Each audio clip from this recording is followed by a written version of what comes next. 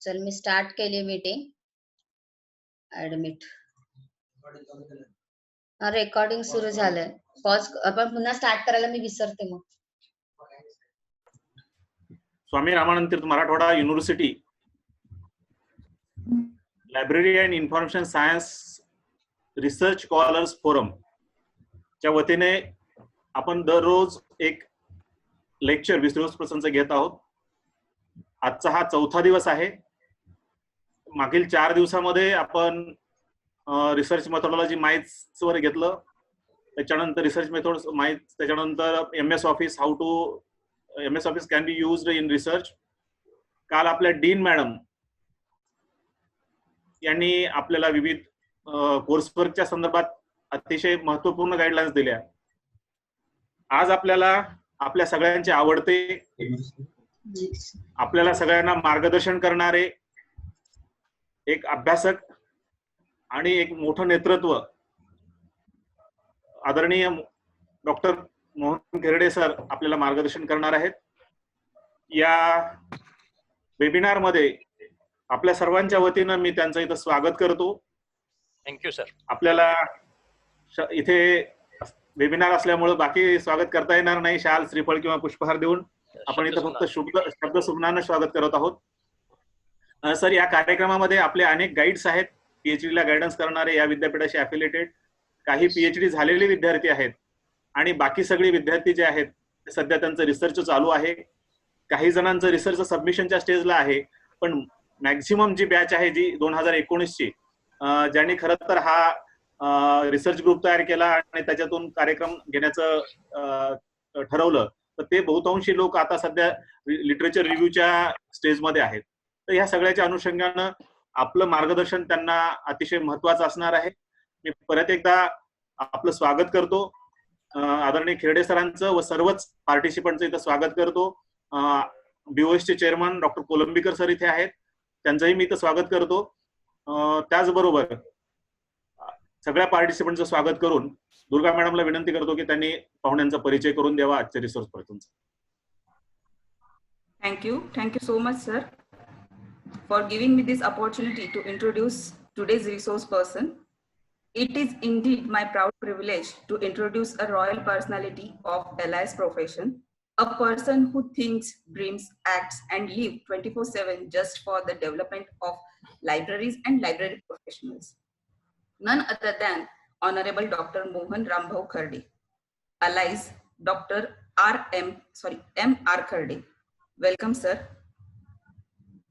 He is born on 2nd October 1963, the day of Mahatma Gandhi Jayanti. He did MSc Statistics, MLIS, and PhD in LIS. The topic of his PhD was critical study of synthesis in decimal. He has authored and edited 4 books, written many research papers in reputed journals, conference proceedings, and edited books. He completed a research project. He organized many conferences, seminars, workshops, and trainings. He visited China for an international conference. He delivered many invitees, talkies, speeches, and lectures as a resource person. He supervised 6 PhD, 4 MPhil, and 43 MLIS dissertations. He was senior vice president, and now council member of Indian Library Association, founder president of Maharashtra University and College Librarian Association, Mukla. He is recipient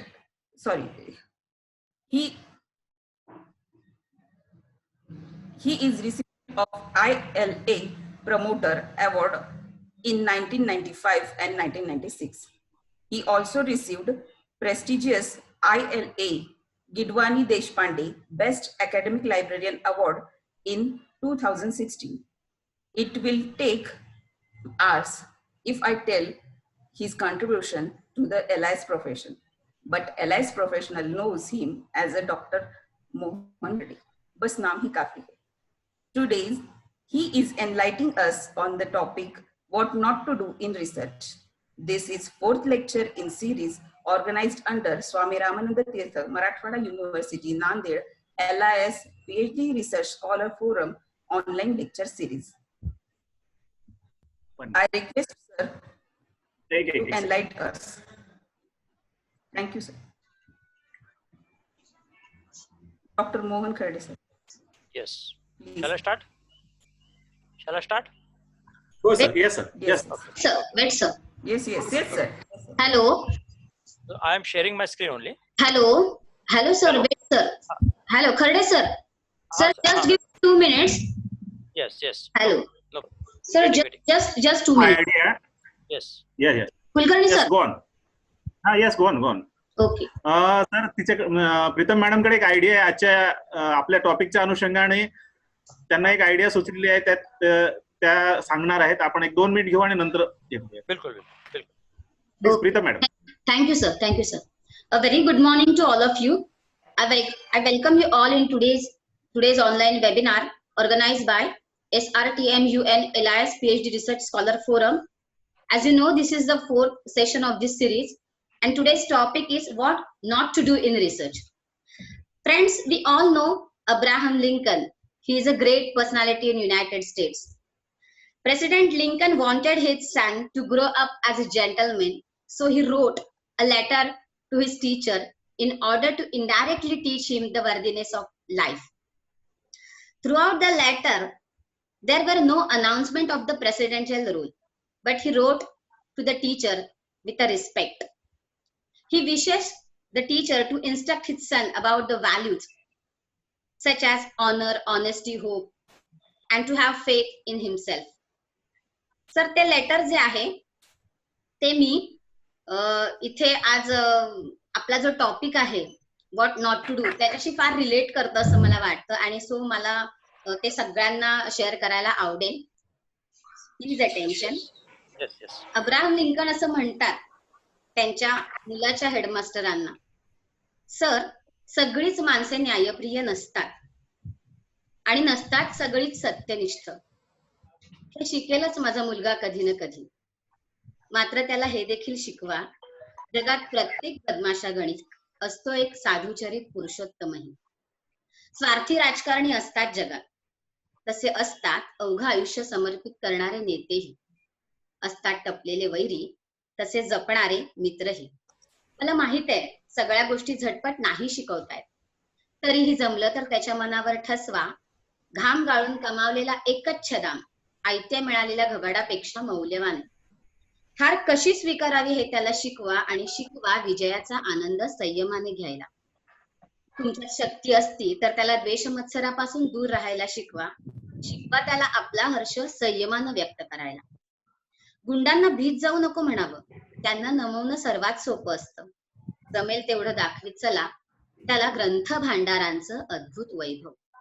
मात्र त्याचबरोबर मिळू दे त्याच्या मनाला निवांतपणा, सृष्टीचं शाश्वत सौंदर्य अनुभवायला. पाहू दे त्याला पक्षाची अस्मान भरारी, सोनेरी उन्हात भिरभिरणारे भ्रमर आणि हिरव्यागार डोंगर उतारावर डोलणारी चिमुकली फुलं. शाळेत त्याला हा धडा मिळू दे. फसवून मिळालेल्या यशापेक्षा सरळ आलेलं अपयश श्रेयस्कर आहे. आपल्या कल्पना, आपले विचार यांच्यावर दृढ विश्वास ठेवायला हवा त्यानं. 72 आहे सर्वांनी त्याला चूक ठरवलं तरी. त्याला सांगा त्यानं भल्यांशी भलाईनं वागावं आणि टग्यांना अद्दल घडवावी. माझ्या मुलाला हे पटवता आलं तर पहा. जिकडे सरशी तिकडे धावत सुटणाऱ्या गर्दीत सामील न होण्याची ताकद त्यानं कमवायला हवी. पुढे हेही सांगा त्याला, ऐकावं जनाचं अगदी सर्वांचं. ऐकावं जनाचं अगदी सर्वांचं, पण घालून घ्यावं ते सत्याच्या चाळणीतून, आणि फुलपट टाकून निकष सत्व तेवढं स्वीकारावं. जमलं तर त्याच्या मनावर बिंबवा. हसत राहावं उरातलं दुःख दाबून, पण म्हणावं त्याला आसू ढाळ्याची लाज वाटू देऊ नकोस. त्याला शिकवा तुच्छतावादाला तुच्छ मानायला आणि चाटुगिरीपासून सावध राहायला. त्याला हे पुरेपूर समजवा. करावी कमाल कमाई त्याने ताकद आणि अक्कल विकून, पण कधीही विक्रेय करू नये हृदयाचा आणि आत्म्याचा. उपकार करणाऱ्यांच्या झुंडी आल्या तर कानाडोळा करायला शिकवा त्याला, आणि ठसवा त्याच्या मनावर. जे सत्य न्याय वाटते त्याच्यासाठी पाय रोवून लढता. त्याला ममतेनं वागवा आणि लाडावून ठेवू नका. आगीत तावून सुलाखून निघाल्याशिवाय लोखंडाचं कणखर पोलाद होत नसतं. त्याच्या अंगी बाणवा, अधीर व्हायचं धैर्य, पण धरला पाहिजे धीर. त्यानं जर गाजवायचं असेल शौर्य. आणखी एक सांगा, आपला दृढ विश्वास पाहिजे मानव जातीवर. माफ करा गुरुजी, मी फारच बोलतोय, खूपच काही मागतोय, पण पहा, जमेल तेवढं अवश्य कराच. माझा मुलगा भलताच गोड छोकरा आहे तो. अब्राहम लिंकन यांचं हे जे पत्र आहे त्याच्या टॉपिकला खूप जास्त रिलेट करतंय, म्हणून मला इथे शेअर करावंसं वाटलं. तर त्या अनुषंगाने मी सरांना इथे वेलकम करते. आणि सर प्लीज तुमचं व्हॅल्युएबल सेशन सुरू करा please. Okay. Sir Thank you, madam. Thank you. Thank you. Good sir, please. Good morning, all of you. I'm just sharing my screen. Good morning, sir. Good morning.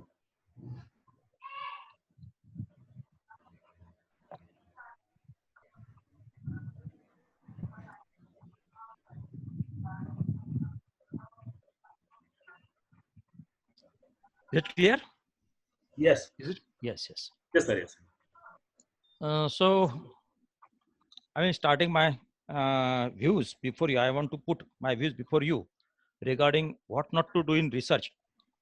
Actually, I want to just put my views why I am just selecting this topic for this session, because I have started my research in 1992 under the guidance of Dr. P.H.G. Kumar and completed after 10 years, 2002. And on that day, I had decided that I should work in that particular path in the research. So since then, I'm trying to do some work, publication work or other things.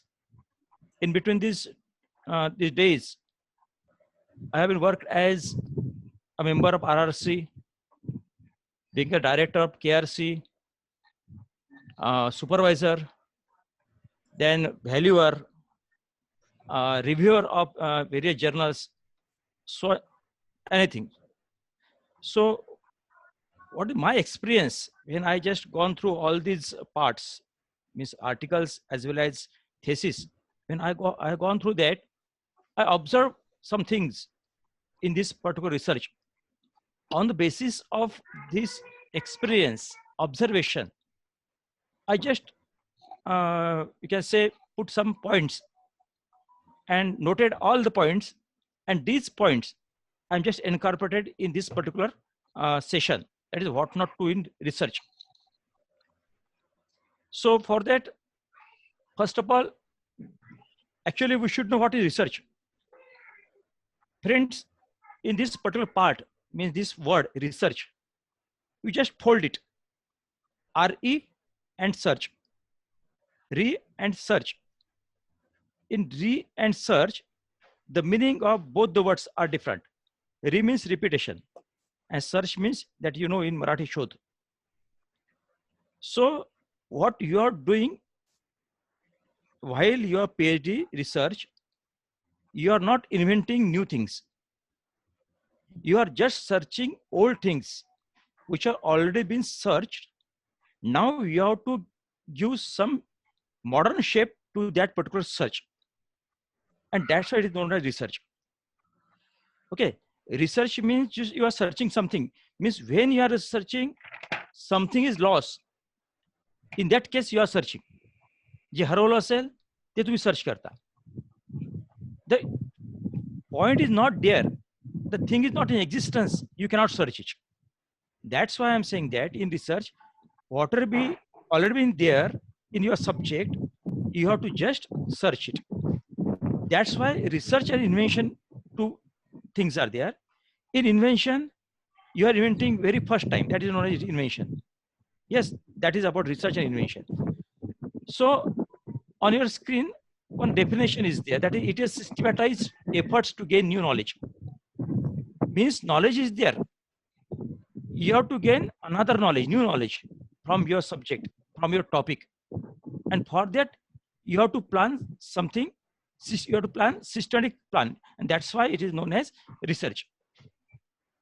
Second is that process of arriving at dependable solutions to problems through planned and systematic approach, means you are just searching some solution for certain problems. Yes, and for searching some solutions on problem, You have to plan your work. That is known as research. And it is a scientific and systematic search for pertaining information on a specific topic. Same thing. I need not to explain again and again. It is a careful investigation or inquiry, especially through search for new facts in any branch of knowledge. Means if just go through all the definitions, meanings are same, words are different. Means the summary, you can say abstract of these, all these definitions are this, that whatever already been existing, you are searching and you are giving new shape to that knowledge. For example, you all know Bell invented telephone. Yes, Bell had invented telephone. That is invention. Because it is very first time it's come in the universe. That is invention. After that, we are using mobiles. And you can say many types of mobiles. From telephone to mobiles. Yes, telephone invention and your mobile is nothing but it is research. Yes, that is the, you can say, good example for research. So after that, why we did research? Are you comfortable in my knowledge, or I can change it? Yes? Go ahead, sir. Yes. Go ahead. No issues. Go ahead. Yes. Can I start in Marathi also? Yeah, will do. Yes, definitely. Okay. So need of research. Why we should go for research? Number one, when something is unsatisfactory. मित्र लक्षात घ्या, आपण satisfied असलो, आपण आपल्या जीवनात satisfied असलो, तर आपण पुढचे डेव्हलपमेंट करू शकत नाही, हे पक्क. म्हणून रिसर्चरने कधी पण अनसॅटिस्फॅक्टरी असलं पाहिजे. ज्या दिवशी आपण सॅटिस्फाय होऊ त्या दिवशी आपला एंड झाला. तोच प्रकार आपल्या सब्जेक्टमध्ये आहे. म्हणजे जेव्हा आपला सब्जेक्ट आपल्याला असं वाटेल की आता फुल फ्लेज आहे, आपल्या सब्जेक्ट काही गरज नाही आता, त्यावेळेस त्या सब्जेक्टमध्ये रिसर्च होणार नाही. म्हणजेच रिसर्च होण्याकरता सगळ्यात अगोदर रिसर्चर हा अनसॅटिस्फाईड असला पाहिजे, सॅटिस्फाईड नसला पाहिजे. हा एक part. Number two, when facts necessary to solve problems are unknown, when we have to solve the problems and we have not solution for that and all the solutions are unknown, in that case we have to search for the solution. आपल्याकडे जर एखाद्या प्रॉब्लेमचं solution असेल तर त्यावेळेस आपल्याला मात्र research काही गरज पडत नाही. आपल्याकडे जेव्हा प्रॉब्लेम असतो त्या प्रॉब्लेमवर कुठे सोल्युशन नसतं, म्हणून ते सोल्युशन काढण्याकरता, शोधण्याकरता आपण रिसर्च करत असतो. म्हणजे दुसरा पार्ट असा आहे, रिसर्चची गरज काय आहे की तुम्ही सगळ्यात अगोदर तुमच्याकडे असल्या प्रॉब्लेमवर कुठलं सोल्युशन तुमच्याकडे नाही आहे हे नसणं. असेल तर रिसर्चची गरज नाही, नसेल तर मग रिसर्च करावं लागेल. When traditional beliefs are inadequate in explaining a problem. कधी कधी काय असतं, प्रॉब्लेम्स सोल्युशन असतं, एखाद्या प्रॉब्लेम सोल्युशन असतं, पण ते सोल्युशन ते सफिशियंट नसतं की जे तुमचा प्रॉब्लेम सॉल्व्ह करू शकेल. जेव्हा तुमच्याकडे असले, कारण असं कुठलंच प्रॉब्लेम नाही आहे त्याला सोल्युशन नाही आहे. सोल्युशन आहेत, सोल्युशन तुमच्या डोळ्यासमोर आहेत, तुम्ही सोबत आहेत, तुम्ही वापरता ते सोल्युशन, तुम्ही ऑब्झर्व सोल्युशन आहे. पण कधी कधी ते सोल्युशन तुमचा प्रॉब्लेम सॉल्व्ह करायला सफिशियंट नसतात आणि अशा वेळेस तुम्हाला रिसर्च केल्याशिवाय पर्याय नसतो. म्हणजे रिसर्च करण्याकरता तुम्हाला हे 3 टप्पे आहेत की तुम्ही सॅटिस्फाईड नसावेत. नंबर 1, रिसर्चर कधी सॅटिस्फाईड नसावा. नंबर 2, तुमच्याकडे जो प्रॉब्लेम आहे त्या प्रॉब्लेमवर सोल्युशन्स हे तुमच्याकडे तुम्हाला माहित नाही आहेत, ते तुम्हाला शोधावं लागणार आहे, तेव्हा तुम्हाला रिसर्च करावं लागणार आहे. आणि जेव्हा सोल्युशनला प्रॉब्लेमला सोल्युशन असेल पण ते सोल्युशन मात्र तुमचा प्रॉब्लेम सॉल्व्ह करायला सफिशियंट नसेल, तर अशाच मात्र you have to go for research. These are the 3 points why we should go for research. Yes, now just you see types of research. Now types are only two types of research are there. One fundamental research and another is applied research. आता fundamental research म्हणजे कसं आहे की जो एक universal truth आहे, आपण त्यावर रिसर्च केलाय, आणि अप्लाइड रिसर्च मध्ये तुम्ही जे शोधून काढलं त्याचं अप्लिकेशन कुठे काढणं. येस, सो फॉर एक्झाम्पल आपल्या लायब्ररी सायन्समध्ये ब्रॅडफोर्ड्स लॉ आहे, लोटकाज लॉ आहे, त्यानंतर तुमचा जिप्स लॉ आहे. या तिन्ही लॉला आपण युनिव्हर्सल लॉ म्हणतो, आपल्या लायब्ररीमध्ये युनिव्हर्सल लॉ म्हणतो. आणि हे सगळे लॉ 100 वर्षापूर्वी तयार झालेले आहेत. म्हणजे तो झाला तुमचा फंडामेंटल रिसर्च. आता प्रश्न असा आहे की तो लॉ तुम्हाला अप्लाय करायचा आहे, म्हणून तुम्ही पाहत असाल यानंतर असे अनेक आर्टिकल्स आले आहेत जर्नल्समध्ये, पब्लिश झालेले आहेत की जे याला बेस करून ब्रॅडफोर्ड लॉला बेस करून तो चेक करून पाहून राहिले आहेत. लोटकाज लॉ चेक करून पाहिले आहेत. जिप्स लॉ चेक करून पाहिले आहेत. म्हणजे हे काय आहे? हे झालं अप्लाइड रिसर्च. म्हणजे आता आपण ह्या 3 लॉच्या भरोश्यावर जे रिसर्च करतोय ते सगळं अप्लाइड रिसर्च आहे. आणि ह्या 3 लॉ जे आहे त्याला फंडामेंटल रिसर्च म्हटलं जातं आपल्या लायब्ररी सायन्समध्ये. ओके. आपण पॉइंट्स घेऊ आपण की what not to do in research. तुम्ही फक्त वर तुम्हाला दिसतंय काय पूर्ण स्लाइड दिसतंय ना? तर याच्यामध्ये डू नॉट हा शब्द वर आहे. मला वाटतं तुमच्या याच्यावर करायचं दिसणार नाही तो. डू नॉट इथे डू नॉट लिहिलेला आहे. दिसतोय सर, दिसतोय. दिसतंय ना? हा, येस. त्याच्या सगळ्यात अगोदर तो लक्षात घ्या. डू नॉट लक्षात घ्या आणि पुढचं सगळं वाचतो आपण. Do not select the topic which is not of your on interest. कारण जेव्हा रिसर्च करायचा असतो त्यावेळेस स्टुडंट हा गाईडकडे जातो आणि तो सांगतो की हे माझ्या अनुभवावरच आहे. मी सांगतो माझे अनुभव आहेत. ह्या अनुभवाच्या वरच मला सांगून राहिलो आहे की जेव्हा आपलं हे असतं म्हणजे एखादा स्टुडंट आपल्याकडे येतो आणि तो म्हणतो की मला रिसर्च करायचा, मला PhD करायचं आहे. तर आपण म्हणतो ओके तू पहा कुठल्या टॉपिकवर करतो. तर तोच आपल्याला विचारतो सर मी कोणत्या टॉपिकवर करू. हा जो प्रश्न असतो असं कधी नसावं. रिसर्चरनी गाईडकडे 5-6 टॉपिक घेऊन जावे आणि त्याच्यावर चर्चा व्हावी. हे अपेक्षित असतं. म्हणून do not select the topic which is not of your on interest. तुमचा इंटरेस्ट नसलेल्या टॉपिकवर तुम्ही रिसर्च करू नका. हा सगळ्यात महत्वाचा विषय आहे रिसर्च मधला. त्यात पहा काय आहे ते आपण पाहू. त्यामध्ये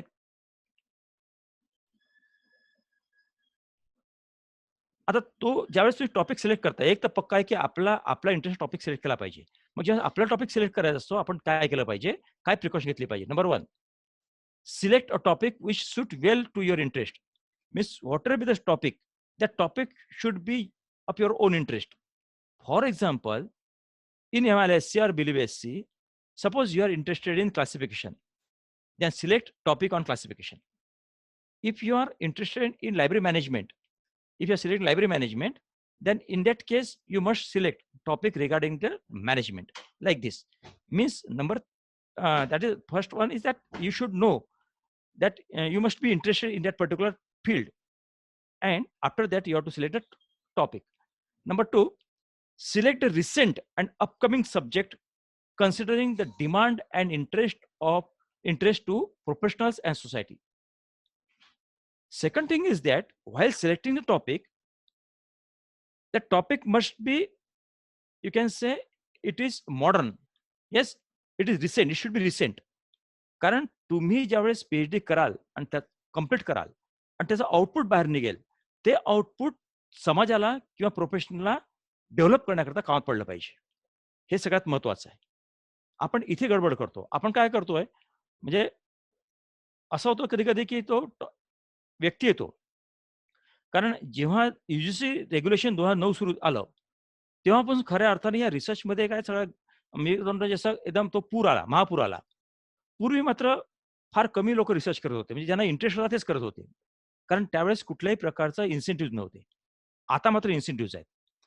पण आता काय झालं की UGCने एक काम केलेलं आहे. पॉलिसी अशी आहे की त्या PhDला त्यांनी जॉईन कशाला केलं, नेट सेटला एक्झाम करायला केलं, जॉब मिळवण्याकरता केलं, तुम्हाला इन्क्रिमेंट देण्याकरता केलं, त्यांना कॅशमध्ये प्रमोशन देण्याकरता केलं. हे सगळे ॲव्हेन्यूज आता ओपन झाले आहेत PhD झाल्यामुळे. आणि म्हणून लोकांचं PhD करण्याकडे येणारा कल हा वेगळ्या कारणाकरता आहे. पूर्वी काय होतं लोक इंटरेस्टेड होते म्हणून लोक PhD करत होते किंवा एखादा प्रोफेशन मधला किंवा आपला सब्जेक्ट डेव्हलप करायचा आहे म्हणून लोक PhD करत होते. आता मात्र तसं नाहीये. म्हणून आता येणारा व्यक्ती काय करतो, स्टुडंट आल्यानंतर येणारे स्टुडंट 2-3 प्रकारचे असतात.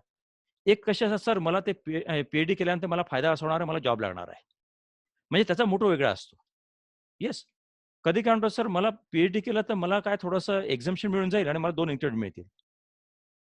मग कधी लोक असे सर मला काहीच गरज मी सेटनेट आणि लक्षात घ्या सेटनेट झाल्या तुम्ही जॉबवर आहात आता तुम्हाला काही काळजी नाही आहे तुम्ही इन्स्टिट्यूट सोडून द्या तुम्हाला जॉब लागला आता तुम्ही बिंदास्त आहात अशा वेळेस मात्र तुम्ही PhDचं टॉपिक सिलेक्ट करताना असा घ्या की जो तुमच्या प्रोफेशनला डेव्हलप करणं कामात पडेल सोसायटीला कामात पडेल हा असला पाहिजे हा त्याला सगळ्यात मोठा प्रश्न आहे म्हणून रिसेंट टॉपिक घ्या आपल्या लायब्ररी सायन्समध्ये काय होऊन राहिलं सांगतो की अजूनही सायटेशन अनालिसिस बिब्लियोमेट्रिक स्टडी असे टॉपिक घेतले जातात आहे पण मित्र तुम्हाला सांगतो हे PhD टॉपिक नाही आहेत हे प्रोजेक्टचे टॉपिक आहेत. कारण लक्षात घ्या, तुम्ही जर ब्रॅडफोर्ड लॉ लावला किंवा लोटकाज लॉ लावला तर तो काय होणार आहे, त्यांनी एक होणार आहे की तो तुम्ही काय सॅटिस्फाय होतोय नाही एवढं पाहत आहे फक्त, एवढंच करत. त्या नवीन काय निघत आहे, काही निघत नाहीये. पण ते केल्यानंतर त्या पुढे आणखी जे येणार, तुम्ही कन्क्लुजन काय असले पाहिजे की येस, लोटकाज लॉचा हा आता काही प्रूव्ह होत नाही. मग का प्रूव्ह होत नाही? नाही प्रूव्ह होत ना, मग तुम्ही त्या लोटकाज लॉची दुसरा लॉ तयार करा. येस, लोटकाज लॉने जे दिलाय हे, तर तुम्ही दुसरा लॉ तयार करा. तुम्ही दुसरा लॉ तयार केला तो रिसर्च होईल. तुम्ही लोटकाज लॉ सॅटिस्फाय केला, स्टॉप झाले तर रिसर्च होत नाही. That is project. म्हणून अशा प्रकारे तुम्ही टॉपिक सिलेक्ट करताना तो सांभाळून हे करा. The topic should be neither too broad nor too narrow. लक्षात घ्या, तुम्हाला रिसर्च करायचा असेल, तुम्हाला जर पीएचडी करायचं असेल, तुम्हाला 5 वर्षात कंप्लीट करायचं आहे. जो टॉपिक 5 वर्षात कंप्लीट होऊ शकतो असाच तुम्ही घ्या. जास्त लांब घेऊ नका, जास्त शॉर्ट घेऊ नका. तुम्हाला जर तुमचं आर्टिकल लिहायचं असेल तर तुमचं आर्टिकल 1 वर्षात पूर्ण झालं पाहिजे हे गृहीत धरा आणि त्यानुसार तुम्ही तो टॉपिक सिलेक्ट करा. तुम्हाला तुमचं major research project, minor research project करायचं असेल, तुम्हाला कल्पना आहे की 3 वर्षामध्ये तुम्हाला कंप्लीट करायचं आहे, त्या अनुषंगाने तुम्ही तो टॉपिक निवडा. म्हणजे टॉपिक निवडताना तो खूप मोठा पण नसावा आणि खूप छोटा पण नसावा, याची काळजी घ्यावी. Each and every topic you are selecting has numerous aspects to you can research. म्हणजे काय आहे की तुम्ही जो टॉपिक निवडता, तो टॉपिक निवडल्यानंतर त्याचे अनेक फॅसेट निघाले पाहिजे, ज्याच्यावर तुम्ही निर्णय प्रकारे रिसर्च करू शकले पाहिजे. म्हणून तुम्हाला लक्षात घ्या, तुमच्या रिसर्चच्या पीएचडी मध्ये एक सगळ्यात छोटा टॉपिक असतो की फर्दर रिसर्च म्हणून. म्हणजे तुम्ही ज्या टॉपिकवर सर्च केलं, म्हणजे रिसर्च केलेला आहे, हा रिसर्च तुमचा कंप्लीट झाल्यानंतर याच्यावर आणखी कोणते फॅसेट्स आहेत की ज्याच्यावर पुढे जाऊन आणखी लोक रिसर्च करू शकतात.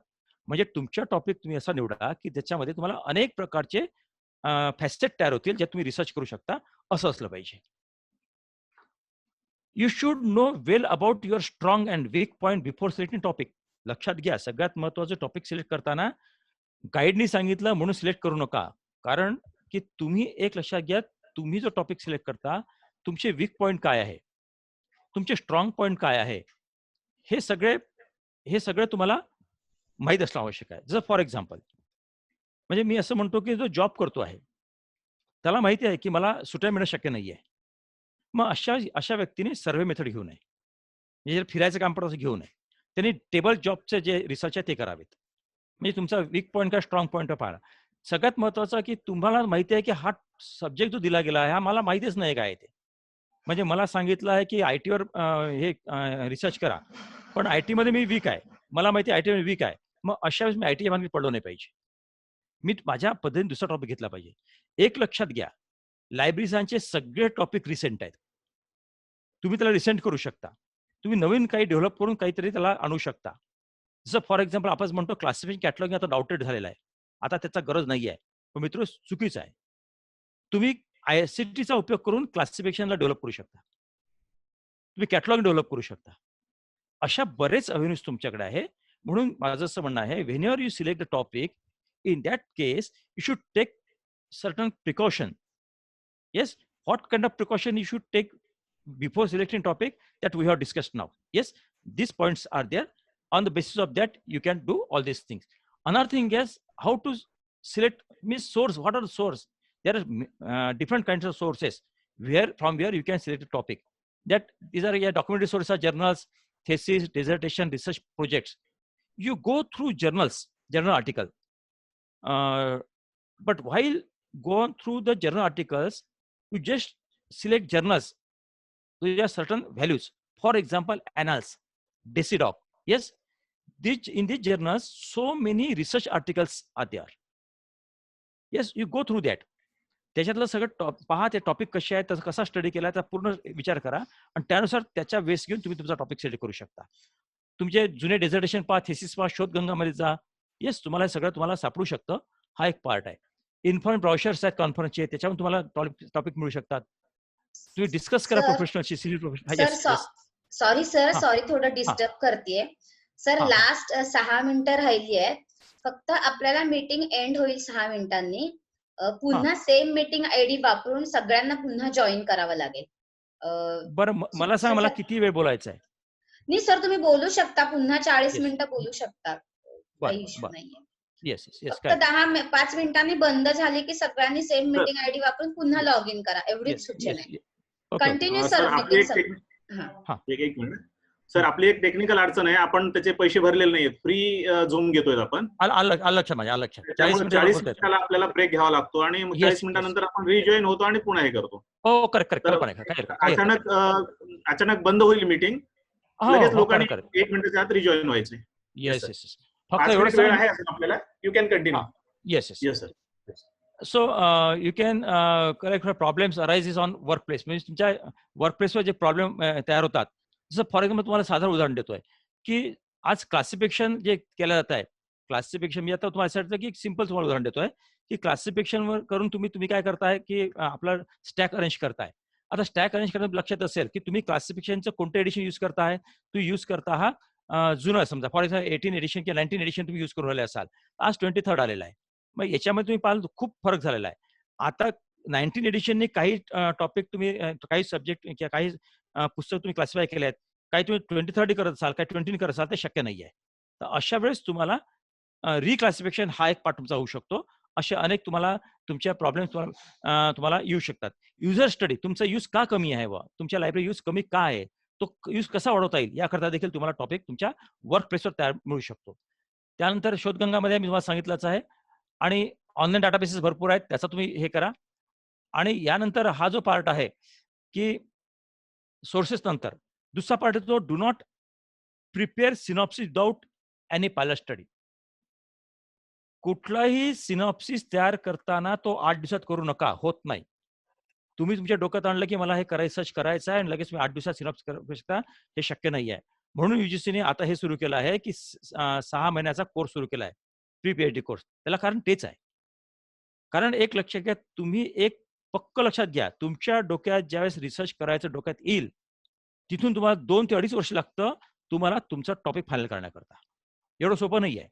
त्याच्यामुळे तुमचा जो पण पायलट स्टडी करत नाही, तुम्ही जो टॉपिक निवडलाय त्याचा छोट्या प्रमाणात तुम्ही सॅम्पल घेऊन तुम्ही पायलट स्टडी करत नाही, तोपर्यंत तुम्ही तुमचा सिनॉप्सिस तयार करू नका. कारण तुमचे ऑब्जेक्टिव्ह फिक्स करू शकत नाही, तुमचा हायपोथेसिस फिक्स करू शकत नाही, तुम्ही मेथॉडॉलॉजी फिक्स करू शकत नाही. पायलट स्टडी पण करत नाही, तोपर्यंत कोणत्याही प्रकारचं रिसर्च करण्यात प्राधान्य पडू नका. कारण होतं काय, बरेच वेळा लोक रिसर्च करायला स्टार्ट करतात विदाउट पायलट स्टडी, आणि मध्ये गेल्यानंतर असं लक्षात येतं की आपण हा स्टडी पूर्ण करू शकत नाही, किंवा कसं ते गुंडाळतो. मग त्याचे रिझल्ट हे बरोबर येत नाहीत. त्याच्यामुळे without pilot study don't go for research. Yes, हा एक पार्ट आहे. नंतर आहे, don't think to do research without reading standard books on research. लक्षात घ्या, रिसर्च करायचं असेल तर सगळ्यात अगोदर तुम्ही रिसर्च मेथॉडॉलॉजीवर जे काही स्टँडर्ड पुस्तक आहेत ते निश्चित वाचा. ते जोपर्यंत तुम्ही वाचत नाही तोपर्यंत तुम्हाला रिसर्च कळत नाही. तुमचा टॉपिक करणं ही गोष्ट निराळी आहे, पण रिसर्च कसा केला पाहिजे ही गोष्ट निराळी आहे. हे 2 भाग आहे रिसर्चमध्ये. तुमच्या टॉपिकवर मास्टरी असणं ही गोष्ट निराळी आहे. तुमची मास्टरी किती पण असली, पण तुमच्या रिसर्चमध्ये तुमची मास्टरी नसेल तर मात्र तुम्ही रिसर्च करू शकत नाही. म्हणून माझं असं म्हणणं आहे की रिसर्च करण्यापूर्वी जसे तुम्ही तुमच्या सब्जेक्टची पुस्तकं वाचता, तसेच तुम्ही रिसर्चमध्ये पुस्तकं चांगले वाचा, समजून घ्या. असं वरवर असू नका.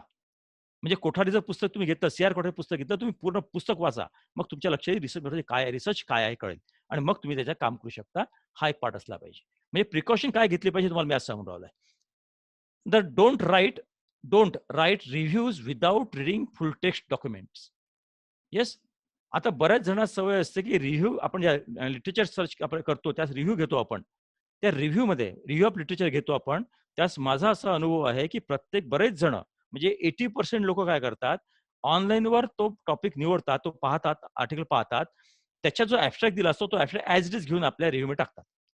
पण मित्र, ऍब्स्ट्रॅक्ट, रिव्ह्यू आणि समरी ह्या तीनमध्ये फरक आहे. ऍब्स्ट्रॅक्ट हा आर्टिकलचा ऍब्स्ट्रॅक्ट हे फक्त त्या आर्टिकल लिहिणाऱ्या ऑथरनेच केलं पाहिजे. येस, समरी ही फक्त त्या रिसर्चरनेच केली पाहिजे. रिव्ह्यू मात्र कोणी करू शकतो. रिसर्चरने रिव्ह्यू केलं पाहिजे. आणि रिव्ह्यू करत असताना सगळ्यात महत्वाचं असं आहे की आपण हा पाठ हे घेतला पाहिजे. 2 मिनिटं, आपण हा पाठ केला पाहिजे की रिव्ह्यू हे घेत असताना, रिव्ह्यू घेताना जोपर्यंत तुम्ही पूर्ण आर्टिकल वाचत नाही, फुल टेक्स्ट आर्टिकल वाचत नाही, नुसतं ऍब्स्ट्रॅक्ट वाचू नका, फुल टेक्स्ट आर्टिकल वाचत नाही तोपर्यंत रिव्ह्यू घेऊ नका. आता तो रिव्ह्यू घेताना सगळ्यात महत्त्वाचा पार्ट असा आहे, कसा आहे हे दिलं आहे की लिटरेचर सर्च आणि रिव्ह्यू जो घेता त्याचे घेतलाय. कशाला घेता तुम्ही लिटरेचर सर्च, का करता तुम्ही, रिव्ह्यू का घेता तुम्ही? रिहॅबिलिटेट का करता? नंबर एक, prove how your work is different from others.